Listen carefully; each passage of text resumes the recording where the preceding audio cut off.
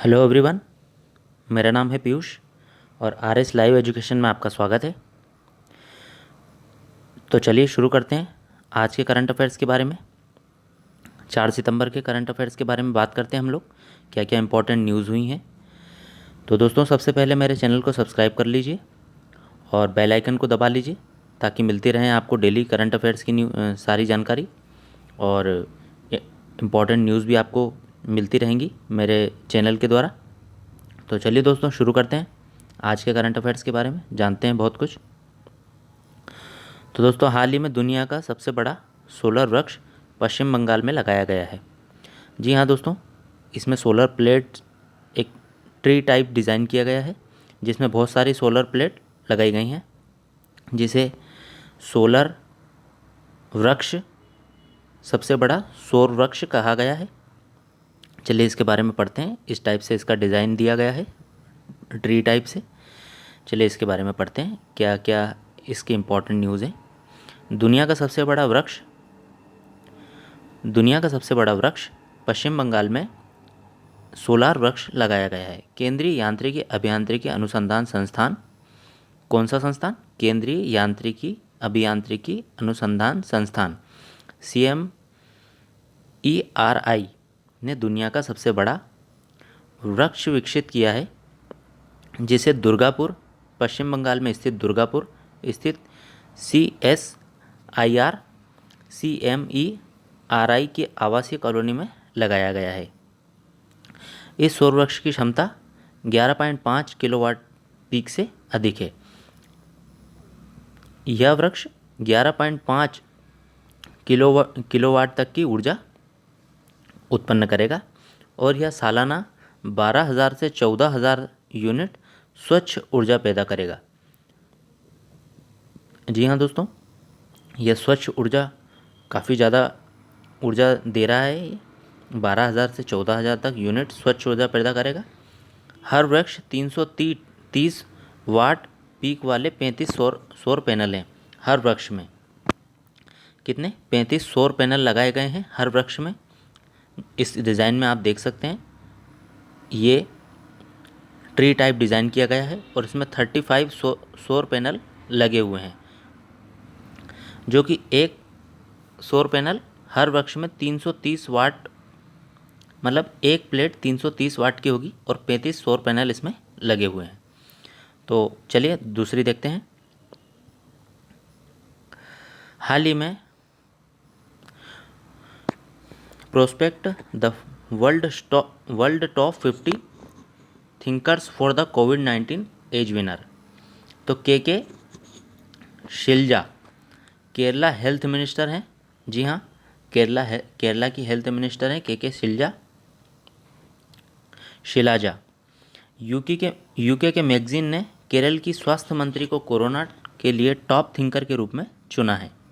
जी हाँ दोस्तों, इस कोरोना काल में जो कि टॉप थिंकर हैं वे हमारे भारत की केरल की स्वास्थ्य मंत्री हैं।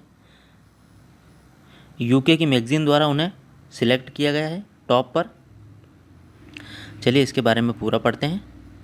केरल की स्वास्थ्य मंत्री के शैलजा को यूके की मैगजीन प्रोस्पेक्ट ने कोविड-19 के लिए दुनिया के 50 विचारकों की सूची में शीर्ष स्थान दिया है। बहुत अच्छी बात है दोस्तों, शीर्ष स्थान पर हैं वो। उनका नाम है के शैलजा। जबकि न्यूजीलैंड के प्रधानमंत्री जेसिंडा अर्डन दूसरे स्थान पर रही हैं। मैगजीन ने लिखा कि घातक निपाह के नियंत्रण में उन्होंने इतनी निपुणता दिखाई कि इसे वायरस फिल्म में चित्रित किया गया है। इस पर एक मूवी बनी है, वायरस फिल्म, जिसे उस मूवी में चित्रित किया गया है। कोविड-19 के बाद उन्होंने टेस्ट ड्रेस आइसोलेशन ड्रिल लागू की है, आइसोलेटेड ड्रिल लागू की है। तो जी हाँ दोस्तों, मैगजीन है जिसका नाम है टॉप थिंकर के रूप में प्रोस्पेक्ट, मैगजीन का नाम है प्रोस्पेक्ट, जिसने उन्हें टॉप पर रखा है। और द्वितीय स्थान पर कौन रही हैं? न्यूजीलैंड के प्रधानमंत्री जेसिंडा। तो ये भारत के लिए अच्छी खबर है कि भारत की महिलाएं वर्ल्ड में नाम कमा रही हैं। चलिए नेक्स्ट न्यूज़ देखते हैं इम्पोर्टेंट। हाल ही में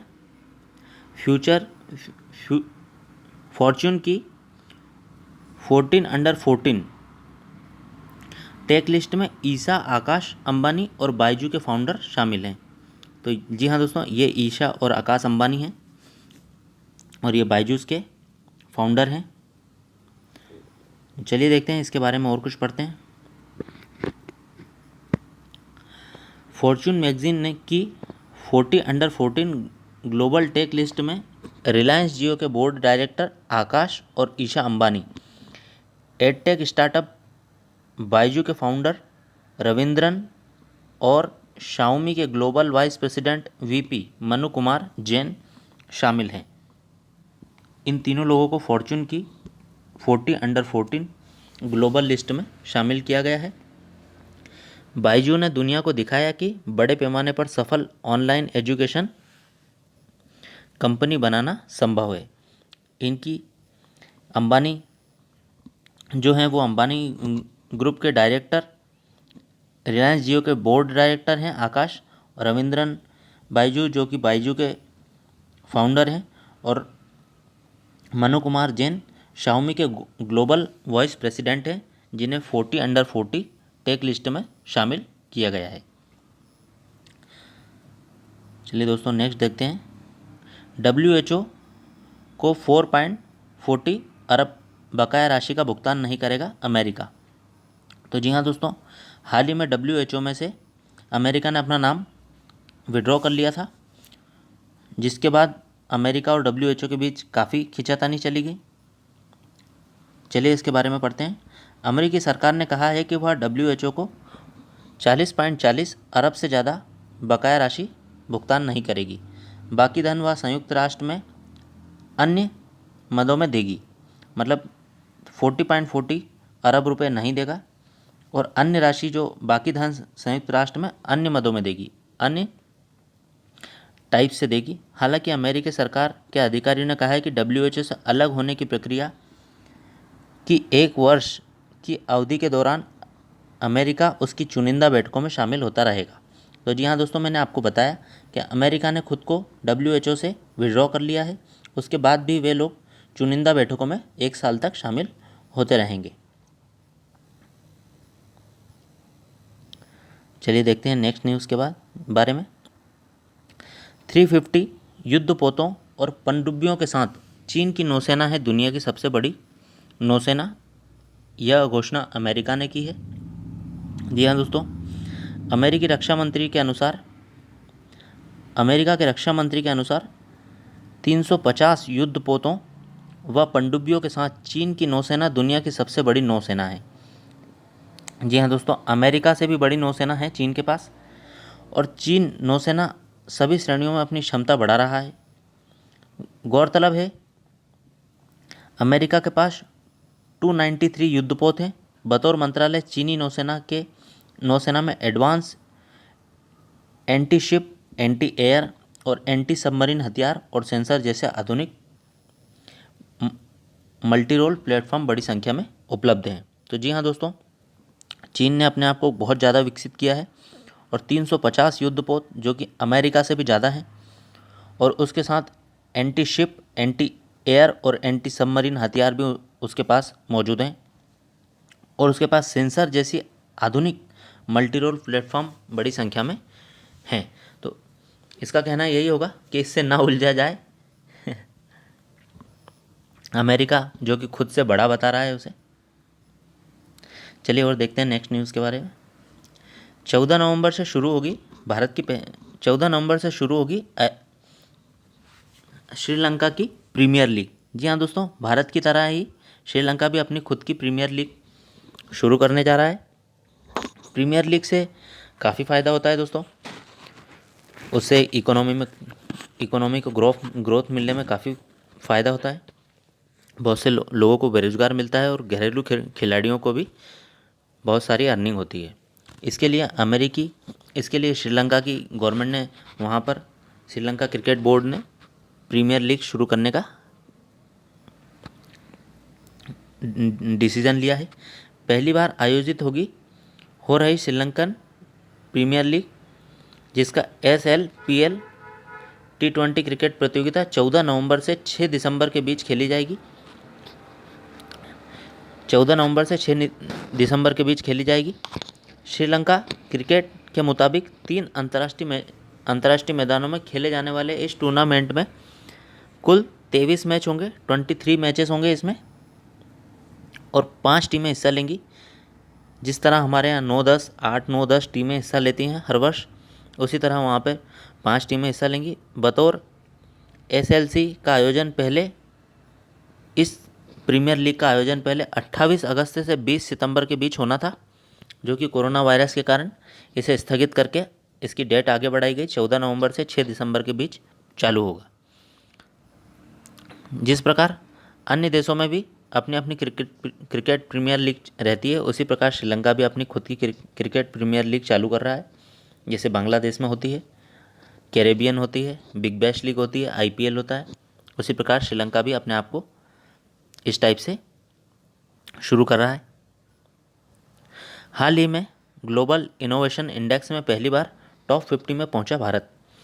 तो जी हाँ दोस्तों, इसके बारे में हमने कल काफ़ी लंबी डिस्कस की थी।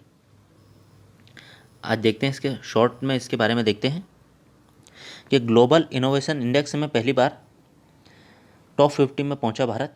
इस साल ग्लोबल इनोवेशन इंडेक्स 48वें स्थान पर रहा है। लास्ट ईयर ये 52वें स्थान पर रहा था। टॉप 50 में जगह बनाई है। मध्य और दक्षिण एशिया में भारत पहले स्थान पर है।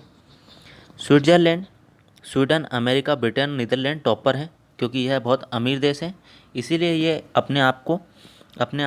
अपने देश में इनोवेशन, नवाचार काफ़ी अच्छे तरीके से कर पाते हैं। इसके लिए काफ़ी पैसे की ज़रूरत होती है। ग्लोबल इनोवेशन इंडेक्स के मुताबिक भारत, चीन, फिलीपींस, वियतनाम जैसी अर्थव्यवस्थाएं पिछले कुछ सालों में इस रैंकिंग में काफ़ी आगे आई हैं। जो पूर्वी देश हैं वे इस रैंकिंग में आगे बढ़ने की कोशिश कर रहे हैं। जी हाँ दोस्तों, इसके बारे में हमने कल डिस्कस किया था। आपको कुछ और जानना हो इसके बारे में तो हमारे 3 दिसंबर वाले वीडियो में देखें।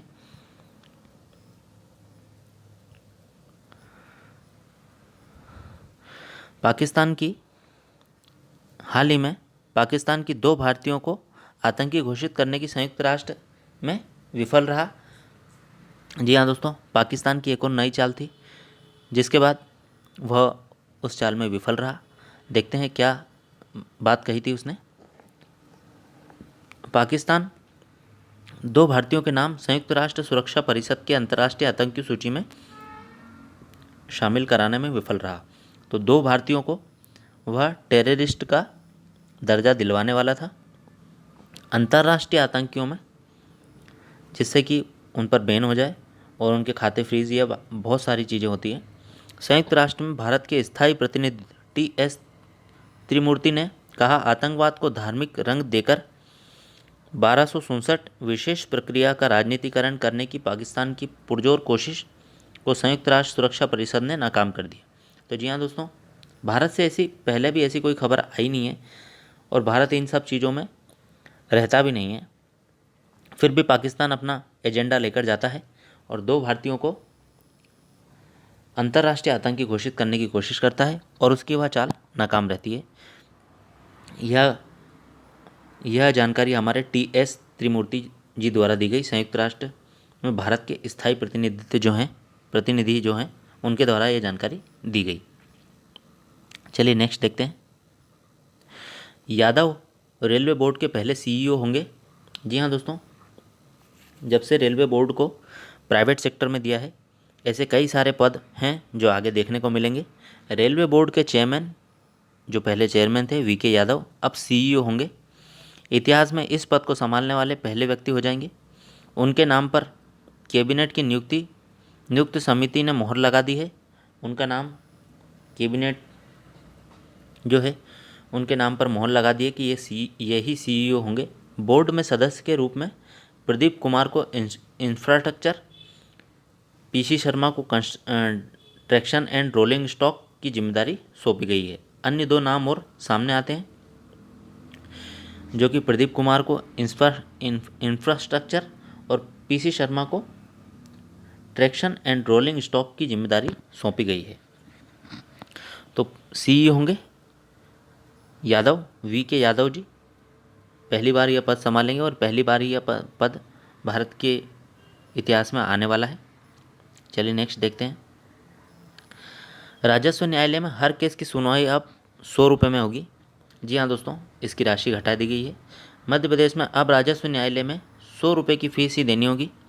प्रदेश में राजस्व न्यायालय की संख्या लगभग 500 है और हर दिन बहुत सारे केसेस इसमें रजिस्टर्ड होते हैं राजस्व के मामलों में। उनमें बहुत ज़्यादा फीस लिए जाने के कारण आम जनता पर काफ़ी इसका दबाव रहता था, प्रभाव पड़ता था।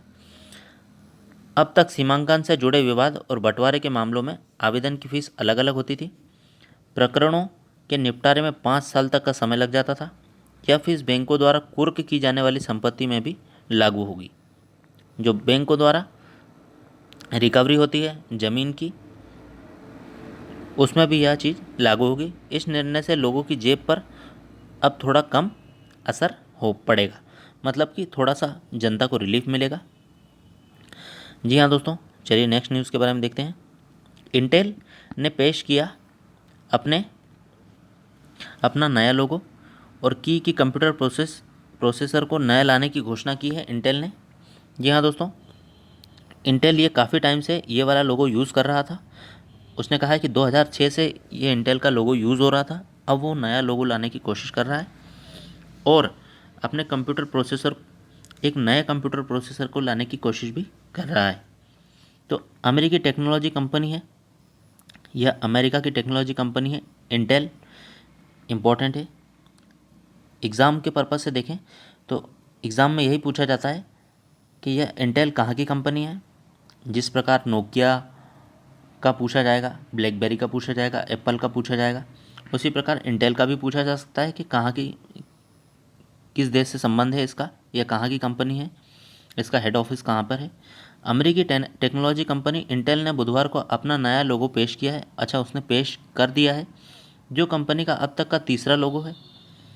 नया लोगो 2006 से इस्तेमाल हो रहा था। कंपनी के पुराने लोगों की वजह से लेगा जो एक घेरेनुमा आकार में था, वहीं कंपनी ने अपनी 11वीं पीढ़ी के कंप्यूटर प्रोसेसर लाने की घोषणा की है।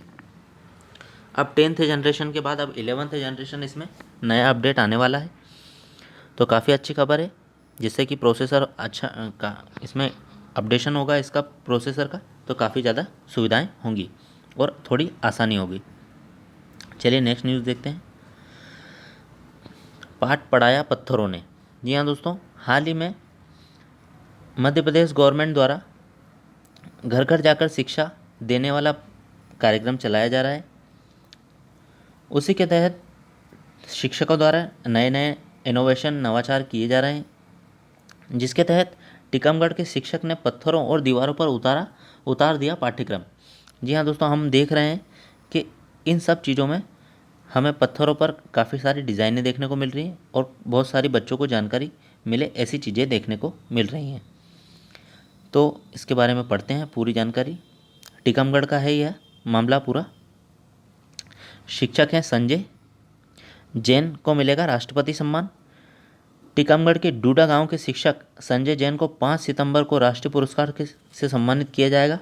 12 साल में उन्होंने स्कूल की तस्वीर बदल कर रख दी है। जैन ने बच्चों को पढ़ाने के लिए पाषाण नवाचार के तहत विद्यालय परिसर में पड़े बड़े बड़े पत्थरों व स्कूल से सटे मकानों की दीवार पर दिन पहाड़ा कविताएं कहानी बाराखड़ी आदि को अंकित करवाया, जिससे कि बच्चों को आसानी हो सीखने में, वे देख देख कर सीख जाएं और उन्हें थोड़ी आसानी हो और सीख सकें वे। इसके लिए संजय जी जैन ने काफ़ी अच्छा काम किया है और उसी के लिए उन्हें राष्ट्रीय पुरस्कार से सम्मानित किया जाएगा। स्कूल में हर बच्चे से एक पौधा लगवाया जो 1 साल तक उसकी खुद देखभाल करेगा। संजय जी जैन द्वारा काफ़ी अच्छा काम किया गया है। चलिए देखते हैं नेक्स्ट न्यूज़ के बारे में। खाद्यान्न सुरक्षा पर्ची। जी हाँ दोस्तों, हमने लगभग 3 लेक्चर में यह चीज़ देखी है कि खाद्यान्न सुरक्षा पर्ची के बारे में, इसकी डेट पहले 3 सितंबर थी, उसके बाद इसकी डेट 7 सितंबर कर दी गई। राष्ट्रीय शोक के बाद यह अभियान काफ़ी ज़ोर शोर से चल रहा है। राष्ट्रीय शोक के कारण खाद्यान्न सुरक्षा पर्ची वितरण महाअभियान को प्रारंभ करने की तिथि में परिवर्तन किया गया था। 7 सितंबर से 15 सितंबर तक चलेगा अभियान। खाद्यान्न सुरक्षा पर्ची वितरण महाअभियान पर एक नज़र में देखते हैं इसमें क्या क्या होगा। मध्य प्रदेश के 25 श्रेणियों के नवीन 37 लाख हितग्राहियों को मिलेगी पात्रता पर्ची, और यह जिले के 52 मध्य प्रदेश के 52 जिलों में एक साथ शुरू होगी यह प्रक्रिया। इसके तहत ₹1 प्रति किलो की दर से मिलेगा गेहूं, चावल और नमक। आयोडाइड नमक की इसमें बात की गई है। ₹1 प्रति किलो की दर से काफ़ी अच्छी शुरुआत है मध्य प्रदेश सरकार द्वारा, लोगों की काफ़ी हेल्प की जा रही है इस कोरोना काल में। तो चलिए दोस्तों नेक्स्ट देखते हैं। तो दोस्तों लास्ट में हमने देखा है कि हम हर लेक्चर के लास्ट में एक एडिटोरियल पर बात करते हैं और उसके बारे में गहन चिंतन करते हैं, जो कि हमें एग्ज़ाम पर्पज़ से काफ़ी इम्पोर्टेंट होता है। तो देखते हैं आज का इम्पोर्टेंट, गुणवत्ता युक्त पेयजल आपूर्ति एक चुनौती। इस पर निबंध हो सकता है। शोध पर जोर, हमारा टॉपिक होगा गुणवत्ता युक्त पेयजल आपूर्ति एक चुनौती। तो जी हाँ दोस्तों, तैयारी देखते हैं इसके बारे में। जल आपूर्ति क्षेत्र के शोधकर्ताओं और स्टार्टअप को मिलेगा प्रोत्साहन। जो भी इसमें स्टार्टअप होंगे जल आपूर्ति की पूर्ति करने के लिए, जो भी नए स्टार्टअप होंगे, शोधकर्ता होंगे, उन्हें प्रोत्साहन दिया जाएगा। जल शक्ति मंत्रालय ने तैयार की है एक योजना, जिसके तहत देखते हैं क्या होगा आगे। 2024 तक मिशन का लक्ष्य पूरा करना होगा। 2024 तक इस मिशन को पूरा करना होगा। 55 लीटर पानी हर दिन लोगों को मिलेगा। इस योजना के तहत 55 लीटर पानी हर दिन लोगों को मिलेगा। 1 लाख से अधिक पानी कनेक्शन हर रोज़ लग रहे हैं। अभी इसी टाइम पर एक लाख कनेक्शन रोज़ लगाए जा रहे हैं गवर्नमेंट द्वारा। ग्रामीण क्षेत्र में हर घर तक नल से पेयजल आपूर्ति की योजना में पानी की गुणवत्ता एक गंभीर चुनौती बनकर उभरी है। देखिए दोस्तों, जब हम इस टॉपिक को लिखेंगे तो हम इसमें से इम्पॉर्टेंट चीज़ें देख लेंगे। ग्रामीण क्षेत्रों में हर घर तक नल से पेयजल आपूर्ति की योजना में पानी की गुणवत्ता का एक गंभीर चुनौती बनकर उभरी है। इसलिए शुद्ध जल की आपूर्ति के लिए अनुसंधान पर विशेष जोर दिया जा रहा है। इसके लिए शुरू किए गए राष्ट्रीय जल जीवन मिशन में शोध, स्टार्टअप, शिक्षाविदों और उद्यमियों के साथ इनोवेशन को प्रोत्साहन देने की योजना बनाई जा रही है। तो दोस्तों, इस क्षेत्र में अब आगे से जो भी स्टार्टअप होंगे, जो शोधकर्ता होंगे, जो इसको प्रमोट करेंगे, उन्हें सरकार द्वारा प्रोत्साहन दिया जाएगा। उनके लिए सुविधाएं दी जाएंगी, प्रोत्साहित राशि दी जाएगी। 2 करोड़ परिवारों को मिल चुका है लाभ। ये जो रोज़ाना कनेक्शन लगाए जा रहे हैं, इसके द्वारा 2 करोड़ परिवारों को मिल चुका है लाभ। हम ऐसे बुलेट पॉइंट अगर निबंध में लिखेंगे तो इससे एक काफ़ी अच्छा प्रभाव होगा। आधुनिक टेक्नोलॉजी अपनाने पर जोर, गुणवत्ता युक्त जल के लिए आधुनिक टेक्नोलॉजी के यूज़ किया जाना चाहिए और इससे वह आसानी होगी उस क्षेत्र में आगे बढ़ने से, जिसके लिए जन जागरूकता की भी ज़रूरत है। लोगों को इसके बारे में बताया जाएगा और उन्हें समझाया जाएगा कि गुणवत्ता युक्त पानी की आपूर्ति को लक्ष्य को प्राप्त करने के लिए वैज्ञानिक तरीके अपनाए जाएंगे। जल जीवन मिशन को निर्धारित समय में पूरा करने की चुनौती से निपटने के लिए आधुनिक टेक्नोलॉजी के अपनाने पर भी बल दिया जाएगा। जी हाँ दोस्तों, आधुनिक टेक्नोलॉजी को अपनाए जाने पर भी बल दिया जाएगा। देखते हैं नेक्स्ट इसके बारे में। तो दोस्तों, इसमें काफ़ी ज़्यादा इम्पोर्टेंट न्यूज़ है जिसको आप देखिएगा और कवर कीजिएगा। एक अच्छा टॉपिक है गुणवत्ता युक्त पेयजल आपूर्ति। चलिए नेक्स्ट। तो दोस्तों आज के लिए बस इतना ही, मिलते हैं कल फिर। वीडियो अगर अच्छा लगा हो दोस्तों तो लाइक कीजिएगा, शेयर कीजिएगा, कमेंट कीजिएगा और मुझे बताइएगा कि वीडियो आपको कैसा लगा और मैं इसमें क्या क्या सुधार कर सकता हूँ। सपोर्ट कीजिएगा दोस्तों, शेयर कीजिएगा अपने दोस्तों के साथ और चैनल को सब्सक्राइब कीजिएगा। थैंक यू, धन्यवाद। मिलते हैं कल फिर।